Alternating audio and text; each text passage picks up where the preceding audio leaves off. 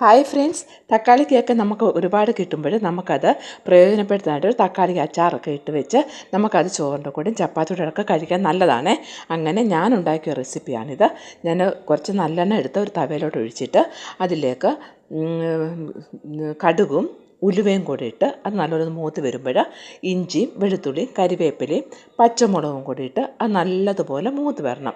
നല്ലപോലെ മൂക്കണം കേട്ടോ. അതിൻ്റെ ഇത് മാറണം, ഒരു ബ്രൗൺ കളറാകണം. അതിലേക്ക് മുളക് പൊടിയും മഞ്ഞൾ പൊടിയും ഇച്ചിരി പെരിഞ്ജീരകത്തിൻ്റെ പെരിഞ്ജീരകം നല്ലപോലെ പൊടിച്ചാണേ അതിടണം. അതിനുശേഷം അതിലേക്ക് കായപ്പൊടി ഇട്ട് നല്ലതുപോലെ ഇളക്കണം. ഇളക്കി കഴിയുമ്പോൾ അതിൻ്റെ വെള്ളം നല്ലതുപോലെ പാറ്റണം. തക്കാളിക്കയും കൂടി ഇട്ട് കഴിഞ്ഞിട്ട് നല്ലതുപോലെ വെള്ളം പാറ്റണേ. വെള്ളം പാറ്റിയതിന് ശേഷം അത് എണ്ണയ്ക്കകത്ത് കടന്ന് വേണം നല്ലപോലെ പാറ്റാനായിട്ട്. നല്ലപോലെ പറ്റി വരുമ്പോൾ അതിലേക്ക് കുറച്ച് കായവും ഇട്ട് കൊടുത്ത് ഇളക്കി കഴിയുമ്പോൾ നല്ലൊരു അച്ചാർ റെഡി ആയിട്ടുണ്ട്. അത് നമുക്ക് എല്ലാത്തിൻ്റെയും കൂടെ കൂട്ടാമേ. ചോറിൻ്റെ കൂടെ ആണെങ്കിലും ഫ്രൈഡ് റൈസിൻ്റെ കൂടെ ആണെങ്കിലും ചപ്പാത്തിയുടെ കൂടെ ആണെങ്കിലും ഒക്കെ കൂട്ടാം. ഇച്ചിരി വിനാഗിരി ലാസ്റ്റ് ഒഴിക്കണം കേട്ടോ.